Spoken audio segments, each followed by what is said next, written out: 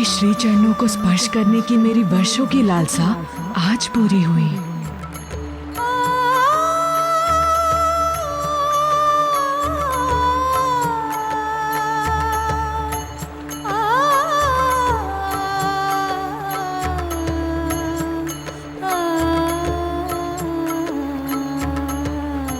अब आ भी जाओ मारुति, भोजन ग्रहण कर लो, ताकि हम सब साथ मिलकर यात्रा पर निकल चलेंगे। ये लोग भी वही जा रहे हैं, उसी महायज्ञ में। हाँ मारुति, कितना अच्छा संजोग है, हम सब भी उसी लक्ष्य की ओर जा रहे हैं।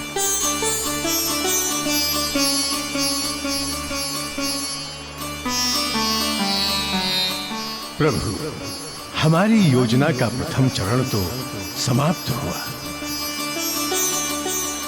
द्वितीय चरण में प्रभु श्री राम के आदेश अनुसार हम माता सीता के साथ ही यात्रा करने जा रहे हैं।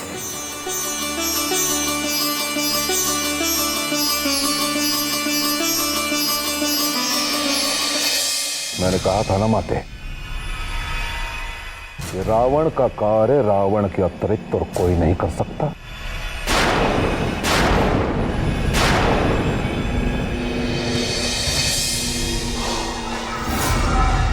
कहा था ना मैंने, परंतु आपने मेरी एक नहीं सुनी। देख लिया नासिक का परिणाम, देख लिया आपने। बदल गया ना आपका वो विश्वसनीय मैनाक, बदल गया ना वो। समस्या और भी अधिक जटिल हो गई है माते, सावधान हो गया है वो जनक। मेरी समझ में नहीं आ रहा कि मैं क्या करूं।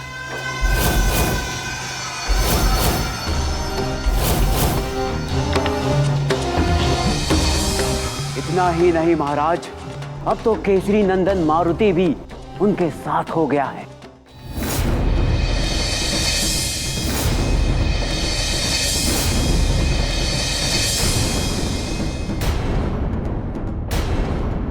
केसरी नंदन मारुति, अच्छी सूचना दी तुमने शक, बहुत अच्छी सूचना।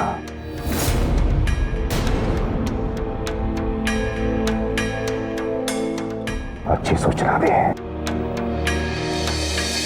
इस वानर बालक का मैं जाने में कब से वध करना चाहता हूं। उसके संसार में आने से पहले से लेके अब तक, परंतु ये हर बार बचता गया, परंतु अब नहीं बचेगा, क्योंकि मैं स्वयं जाकर एक ही स्थान पर एक ही समय अपने शत्रुओं को समाप्त कर दूंगा।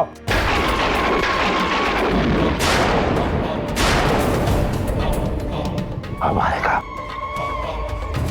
वध करने का आनंद, घोर आनंद, घनघोर आनंद।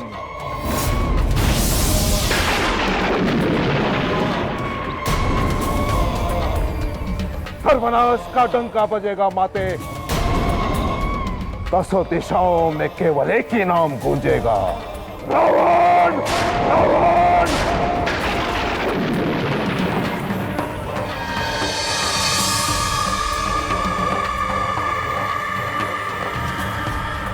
शांत हो जाओ पुत्र, शांत हो जाओ। ये समय क्रोध से काम लेने का नहीं है, बुद्धि से काम लेने का समय है। वैसे भी सीता के अंत का उत्तरदायित्व तो तुमने मुझे सौंपा है, तो फिर ये काम मुझे ही करने दो। तुम क्यों अधीर हो रहे हो?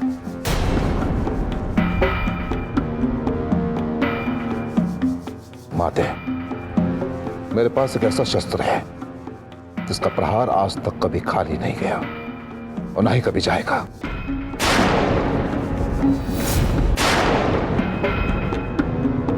आप आइए मेरे साथ, आइए।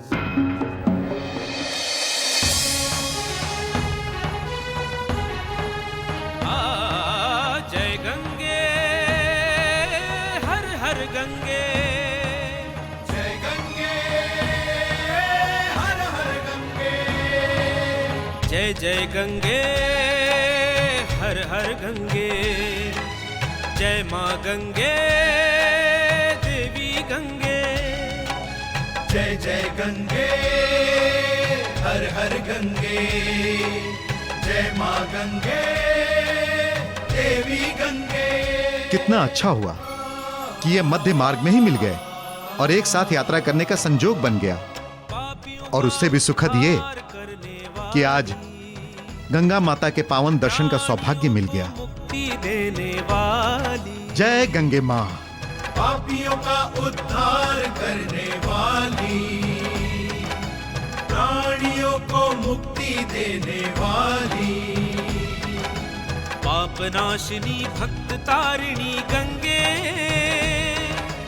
अमृत तरल तरंगे हर हर गंगे।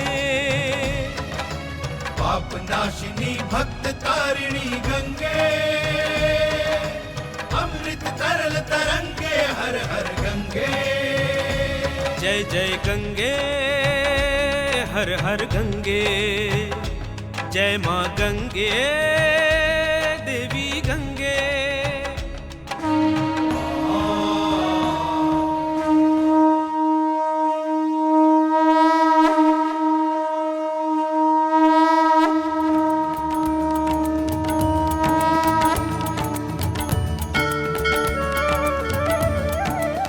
हर हर गंगे, हर हर गंगे।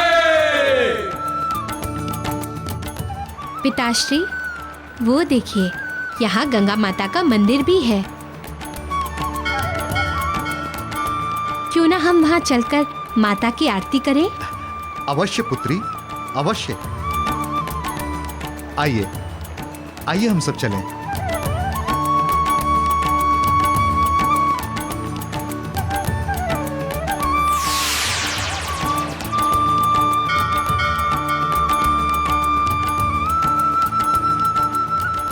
हे देवी लक्ष्मी, मुझे क्षमा कर देना, मैं अपराधिनी हूँ आपकी।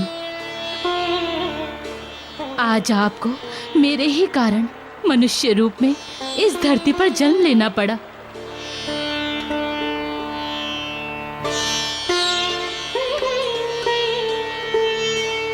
देवी गंगा,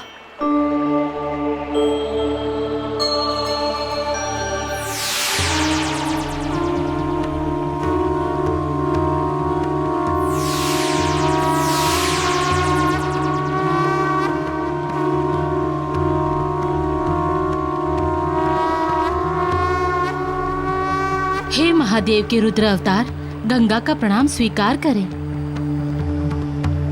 आदेश करें। आदेश नहीं, अनुरोध देवी गंगा, कारण जानने का अनुरोध।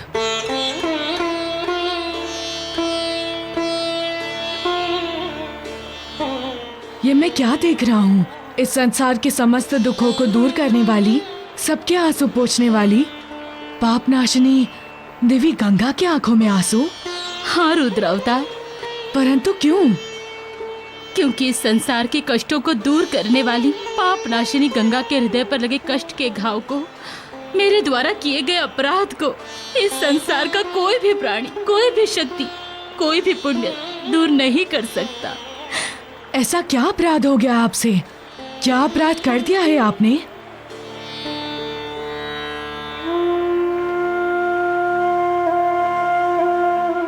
क्या बताऊं रुद्र अवतार, विष्णु पत्नी देवी लक्ष्मी को मेरे ही कारण इस धरती पर जन्म लेना पड़ा है। वैकुंठ के समस्त सुखों को छोड़ आज देवी लक्ष्मी को मेरे ही कारण इस संसार में दुख भोगना पड़ रहा है। परंतु क्यों? कैसे? मैंने उन्हें श्राप दिया था प्रभु, मैंने उन्हें श्राप दिया था प्रभु, मैंने उन्हें श्राप दिया था प्रभु। श्राप? और आपने? नहीं नहीं, ये कदापि संभव नहीं है। मैं इस पर कदापि विश्वास नहीं कर सकता। विश्वास कीजिए प्रभु, मैंने उन्हें श्राप दिया था, वो भी इसलिए कि मैं विष्णुपदी हूँ, सदैव भगवान विष्णु के श्री चरणों की पूजा वंदना में रमी रहती थी। एक दिन की बात है,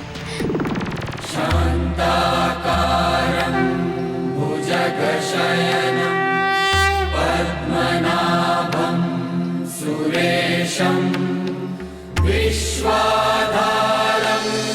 गगनसदृशं मेघवर्णं।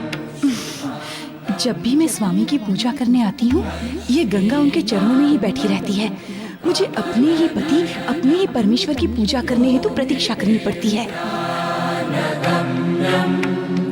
वंदे विष्णु भवभयहरं सर्वलोकैकनाथम्।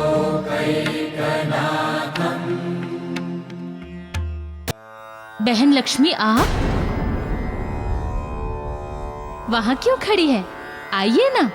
तुमने स्थान ही कहाँ छोड़ा है जो मैं आऊँ वहाँ पर?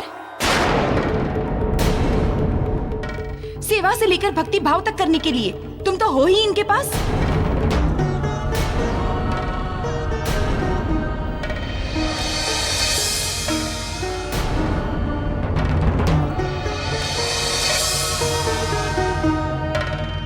प्रभु, देवी लक्ष्मी तो क्रोधित हो गई।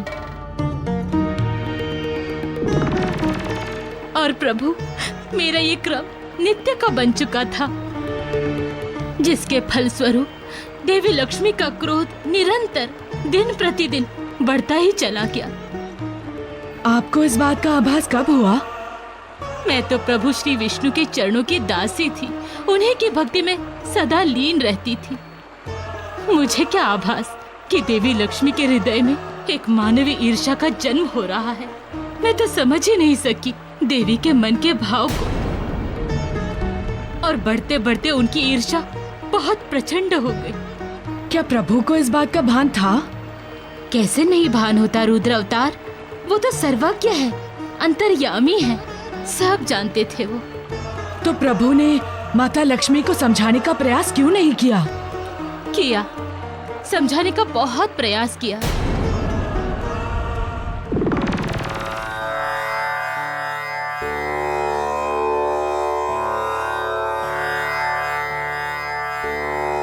देवी लक्ष्मी,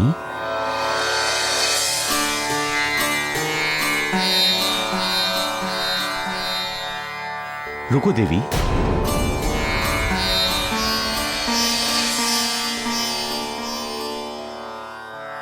क्या बात है देवी, आप हमसे रुष्ट हैं? हमारी किसी बात से या हमारे व्यवहार से? इस बात से कि आपकी पत्नी होते हुए भी मुझे आपकी पूजा करने का अधिकार नहीं। ये आप क्या कह रहे हैं देवी? हमारी पूजा करने से आपको कौन रोक सकता है? गंगा, वो गंगा रोकती है आपकी पूजा करने से। जब देखो तब आपके श्री चरणों में ही बैठी रहती है। कहाँ देती है वो अवसर हमें आपकी पूजा करने का? देवी, गंगा हमारी भक्त है और उसे हमारी भक्ति करने का अधिकार है। देवी, कहीं आप मेरी भक्त की भक्ति से ईर्ष्या तो नहीं कर रही? मेरे मन में कोई ईर्ष्या नहीं है, परंतु दुख अवश्य है कि आपकी पत्नी होते हुए भी मुझे पत्नी का कोई अधिकार प्राप्त नहीं हुआ। देवी, एक भक्त का अपने भगवान पर उतना ही अधिकार होता है जितना कि आप तो स्वयं एक देवी हैं। ये बात तो आपको स्वयं समझनी चाहिए। प्रभु, आप तो सदैव ही अपने भक्तों की चिंता में लीन रहते हैं, किंतु मैं एक पत्नी होने के नाते कदापि ये सहन नहीं कर सकती कि कोई हमारे मध्य आए।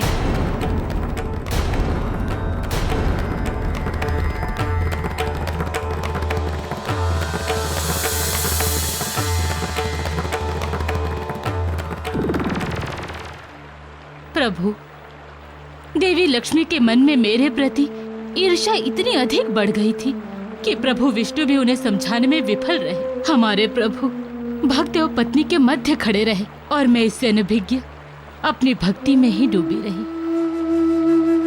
मुझे इस बात का आभास तक नहीं हुआ कि देवी लक्ष्मी के मन की ईर्ष्या इस पराकाष्ठा पर पहुंच गई है कि अब उन्हें मेरा विष्णु लोक में रहना तक सहन नहीं।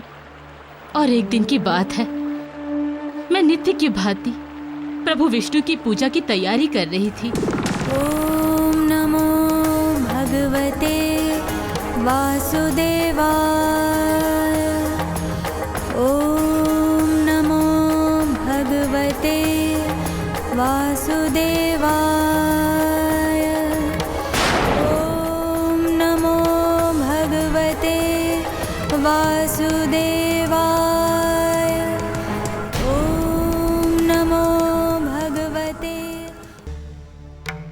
देवी लक्ष्मी, आप यहाँ?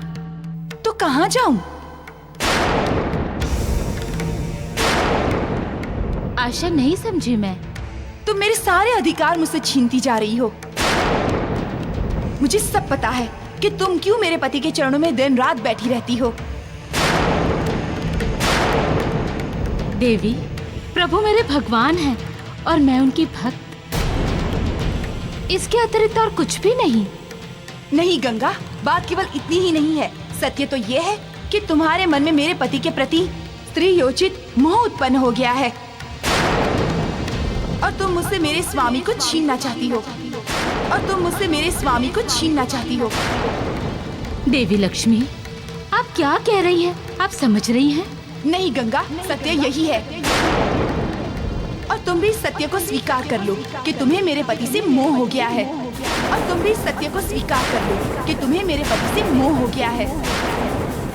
यही कारण है तुम्हारा इस संसार से विरक्त होने का।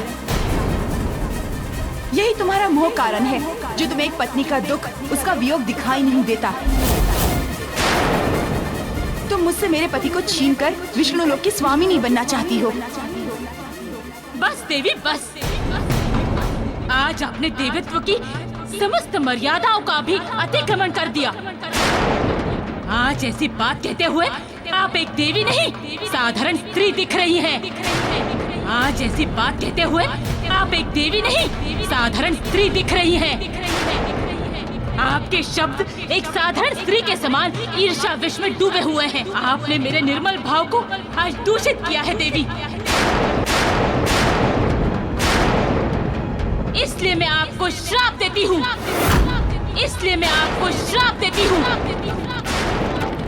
कि आप अपने व्यवहार के अनुरूप विष्णु लोक त्याग कर आप एक साधारण स्त्री के समान धरती लोक पर जन्म लेंगी। इसलिए मैं आपको श्राप देती हूँ कि आप अपने व्यवहार के अनुरूप धरती लोक पर जन्म लेंगी। गंगा, तुम्हारा इतना साहस कि तुम हमें श्राप दो। जाओ, मैं भी तुम्हें श्राप देती हूँ कि तुम सदैव सदैव के लिए मेरे पति के चरणों से दूर हो जाओगी और जीवन पर्यंत धरती लोक पर रहने की पीड़ा भोगोगी।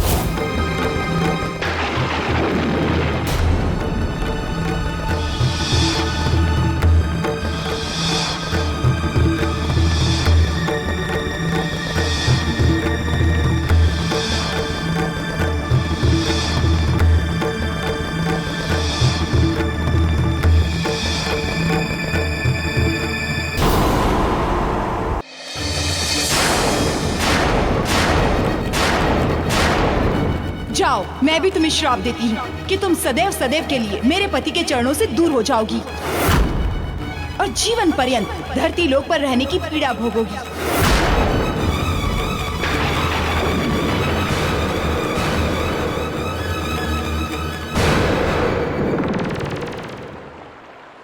उस दिन क्रोध में आकर मैंने देवी लक्ष्मी को इतना बड़ा श्राप तो अवश्य दे दिया, किंतु बाद में अनुभूति हुई कि दोष तो मेरा ही था। मैंने कभी एक पत्नी के दुख को समझा ही नहीं। आवेश में श्राप तो दे दिया था और श्राप को फलित भी होना था। सो हुआ। उसी श्राप के फलस्वरूप सर्वप्रथम राजा ऋतिकध्वज के यहाँ वेदवती के रूप में माता लक्ष्मी का जन्म पृथ्वी लोक पर हुआ और फिर रावण के कारण उनकी मृत्यु हुई एवं पुनः सीता के रूप में उनका जन्म हुआ है। मेरे ही कारण आज वो वैकुंठ लोक के सुखों से विमुख होकर मृत्यु लोक के दुखों को सह रही है। आज सोचती हूँ तो लगता है कि मैं कितनी बड़ी मूर्ख थी कि मैंने आवेश में आकर विष्णु प्रिया को जन्म जन्मांतर के बंधनों में बांध दिया है। अब न जाने कब मुक्ति होगी उनकी मेरे श्राप से, न जाने कब उद्धार होगा।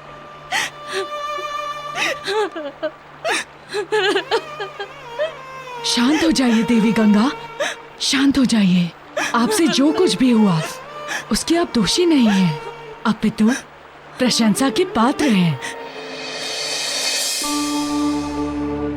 ये आप कैसे उल्टी बात कह रहे हैं प्रभु?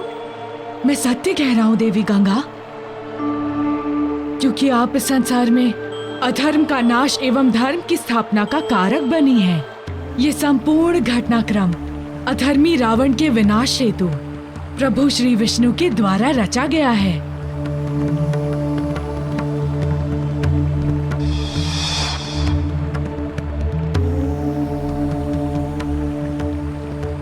किंतु देवी लक्ष्मी को दिए गए श्राप का रावण से क्या संबंध? देवी गंगा, प्रभु की लीला अपरंपार है। उनके प्रत्येक कार्य के पीछे एक गंभीर कारण होता है। देवी माँ लक्ष्मी के श्राप के कारण प्रभु श्री विष्णु के चरणों से आपका अवतरण हुआ है।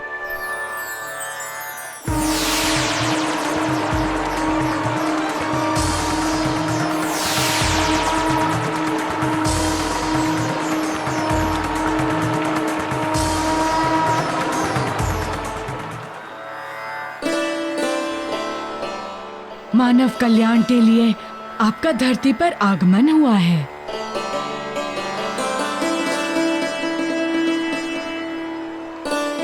आप तो जानती हैं ना कि अधर्मी रावण ने अनगिनत साधुओं का वध किया, उनका रक्त बहाया और आश्रम की व्यवस्था को छिन्न भिन्न कर डाला और वर्षों ब्रह्मदेव की तपस्या की एवं ये वरदान प्राप्त किया कि उनकी मृत्यु केवल एक मानव के हाथों हो। किंतु उसके पश्चात ये समस्या उपस्थित हुई कि संसार में कोई भी मानव इतना शक्तिशाली नहीं था कि वो रावण का अंत कर सके। इस बिंदु से ब्रह्मदेव एवं समस्त देवतागण अत्यंत ही विचलित हो गए कि अब क्या होगा।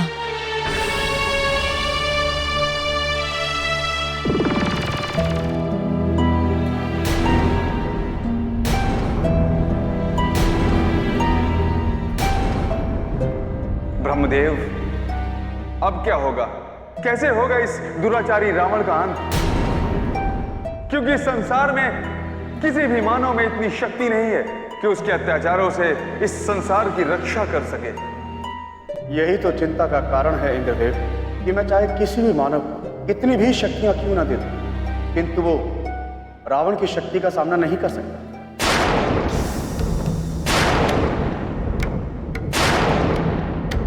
मेरी तो समझ में नहीं आता इंद्रदेव कि इस निरंकुश और अत्याचारी रावण का अंत कैसे और कौन करेगा।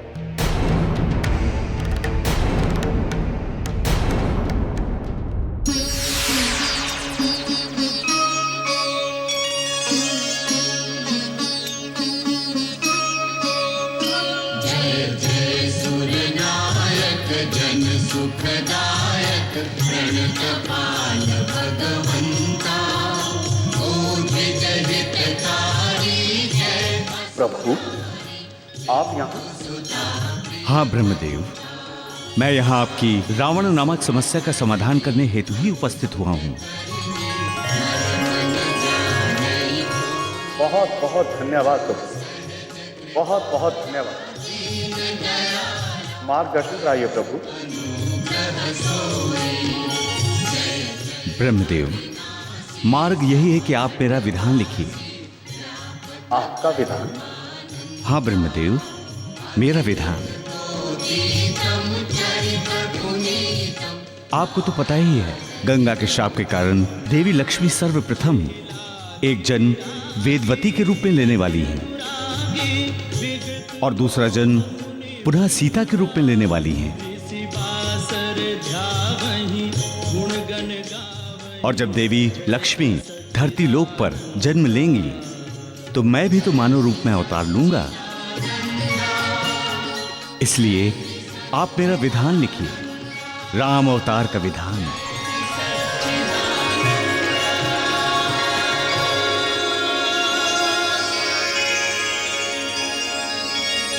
अब समय आ गया है जब हम धरती लोक पर राम के रूप में अवतरित होंगे और रावण का नाश करेंगे।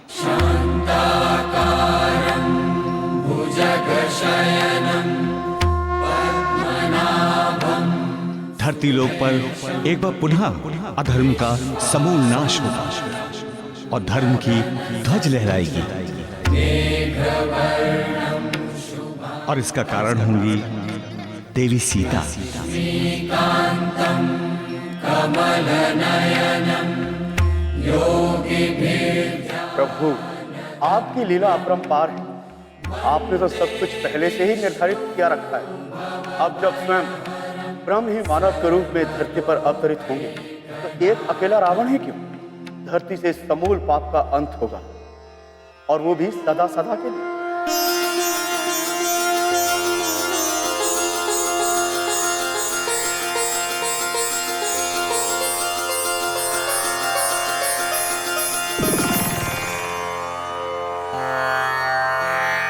देवी गंगा, आपने देखा ना कि नियति की भूमिका में आपकी कितनी महत्वपूर्ण भूमिका है।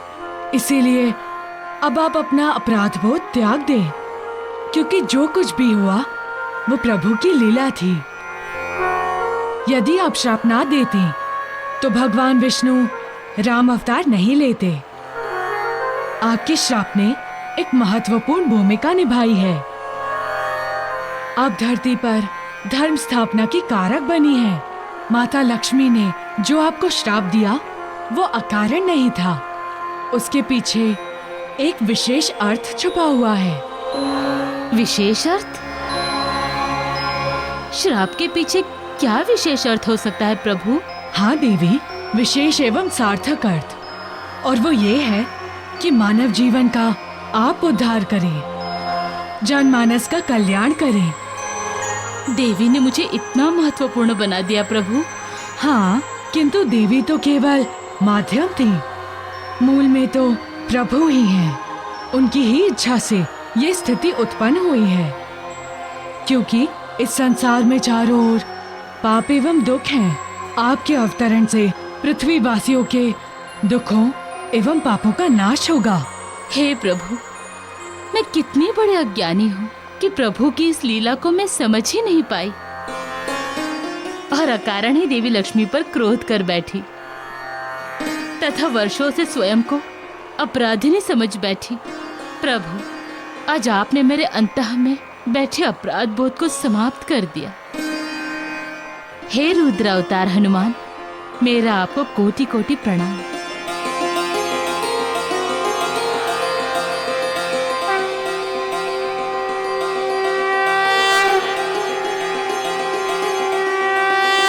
देवी गंगा, उस प्रभु की लीला देखिए।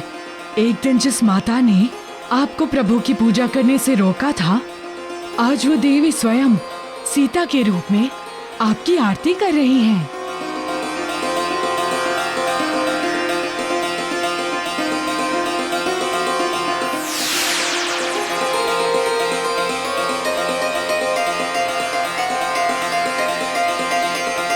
चलिए,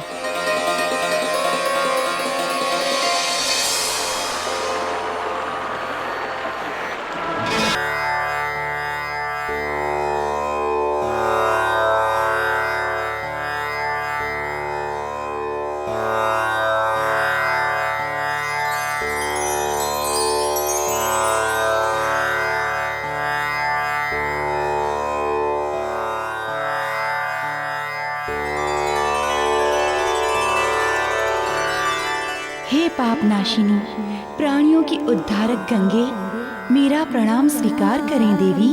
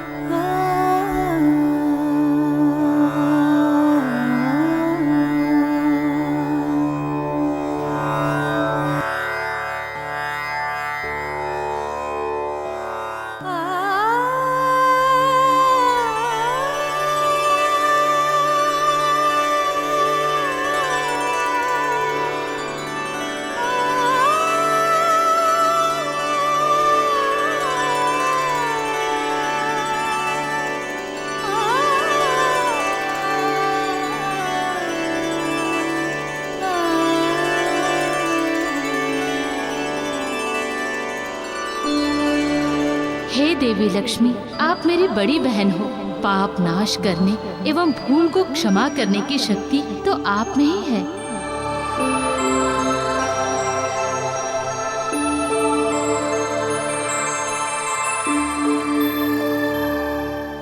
पुत्री सीता, चलो पुत्री, अभी यात्रा शेष है, दूरी लंबी है।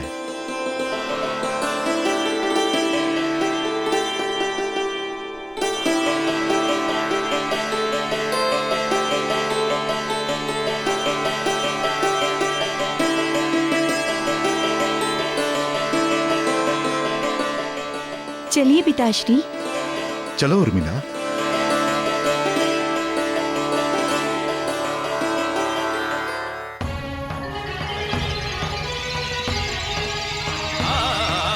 जय गंगे हर हर गंगे, जय गंगे हर हर गंगे, जय जय गंगे हर हर गंगे, जय माँ गंगे देवी गंगे, जय जय गंगे हर हर गंगे, जय माँ गंगे देवी गंगे।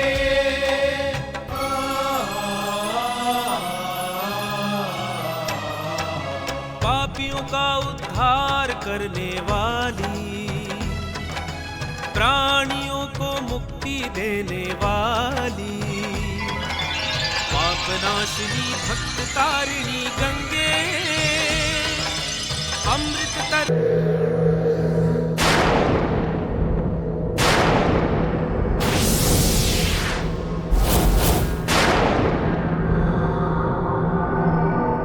लंकिनी, मेरा स्वर तुम्हें सुनाई दे रहा है या नहीं?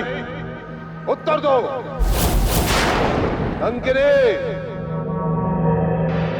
लंकिनी, लंकिनी।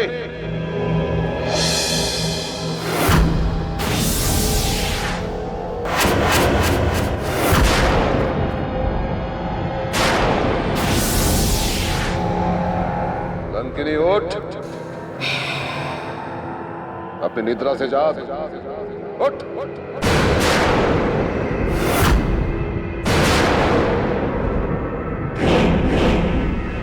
कौन है दुष्ट जिसने लंकिनी की निद्रा को भंग करने का दुस्साहस किया? मैंने तुझे उठाया है। तुझे मेरा एक महत्वपूर्ण काम करना है, उठ। रावण तू? हाँ, मैं रावण। इस क्षण तुझे मेरा कार्य करना है। मैं तेरा कोई कार्य नहीं करूंगी। जाओ, चले जाओ यहाँ से। मैं इस लंका की रक्षणी हूँ। इस राज्य की रक्षा करना ही मेरा काम है। तेरे पापों में सम्मिलित नहीं होंगी मैं।